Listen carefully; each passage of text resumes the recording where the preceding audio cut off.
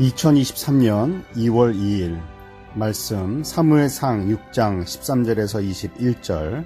제목 하나님 홀로 이루신 승리의 귀환.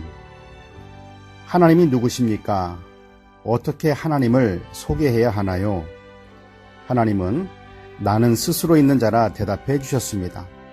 이 세상에는 스스로 존재할 수 있는 존재가 있을까요? 아무리 강한 사자라 할지라도, 천년을 살아온 나무라 할지라도, 거대한 산이라 할지라도, 만물의 영장이라 불리우는 사람도 스스로 존재할 수 없습니다. 지구가 태양에서 조금만 멀어져도 다 얼어 죽게 되고, 조금만 가까워져도 다 타버리게 됩니다. 지구가 스스로 태양계 안에서 존재할 수 없는데, 지구에서 살아가는 존재 중 스스로 존재할 수 있는 것은 하나도 없습니다. 스스로 존재하실 수 있는 분은 오직 하나님 한 분뿐입니다. 하나님의 언약궤를 들고 나간 이스라엘 백성은 전쟁에서 패배했지만, 하나님은 하나님의 능력으로 언약궤가 이스라엘로 돌아오게 역사하셨습니다. 하나님의 언약궤가 자신들의 마을로 들어온다는 소식을 들을 때마다 이젠 우리는 어떻게 해야 하나, 하나님의 재앙을 어떻게 감당할 것인가 불안해했던 블레셋 사람들과는 다르게 벳세메스 사람들은 하나님의 언약궤가 온다는 소식을 듣고 기뻐했습니다. 소가 수레에 언약궤와 속건 제물을 싣고 왔습니다. 언약궤를 실었던 수레는 부서짐을 당했습니다. 나무로 하나님께 드려질 제물을 태우는 나무가 되었습니다. 언약궤를 끌고 왔던 소는 하나님께 드려지는 제물이 되었습니다. 움직일 수 있을 때 하나님께 받은 사명을 감당하고, 마지막에는 자신의 몸을 불태워 하나님께 드려지는 향기로운 제물이 되었습니다. 수레와 소처럼 온전하게 하나님께 드려지는 향기로운 그리스도인, 죽음의 모습마저도 하나님께 드려지는 산제물이 된다면 그보다 더 아름다운 삶과 죽음이 있을까요? 그러나 벳세메스 사람들이 여호와의 궤를 들여다보므로 크게 죽임을 당하게 됩니다. 언약궤가 들여오는 것을 보면서 즐거워했었지만 그 기쁨도 잠시 벳세메스 사람들은 슬픔에 잠기게 됩니다.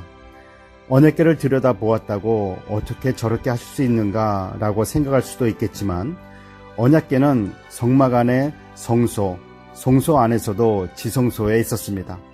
지성소는 대제사장만이 들어갈 수 있는 거룩한 장소입니다.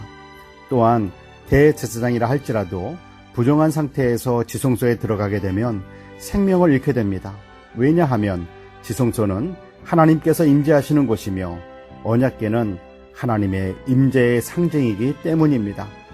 벳세메스 사람들은 언약궤가 들여오는 것을 보고 기뻐하였고, 기쁨과 감사의 제사를 드렸지만, 언약궤를 들여다본 것으로 인해 사람들이 죽고 마침내 슬퍼하면서 언약궤를 가지고 가라고 전합니다. 벳세메스 사람들을 바라보면서 너무나 안타까운 마음이 큽니다. 쓰임받다 버림받는 모습처럼 보여지기 때문입니다. 수레와 소는 마지막까지 하나님께 드려지는 산제물이 되었지만, 정작 그 예배를 드렸던 벳세메스 사람들은 하나님의 언약궤가 그들에게서 떠나기를 구했습니다. 하나님은 거룩하신 분이십니다. 하나님은 스스로 존재하시는 유일하신 분이십니다.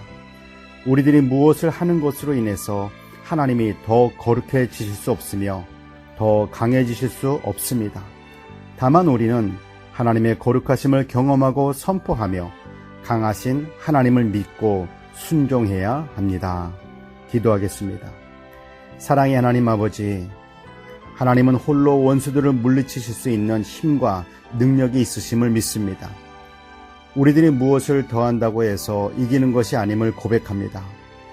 그러므로 그 어떠한 승리도 우리의 자랑은 없습니다.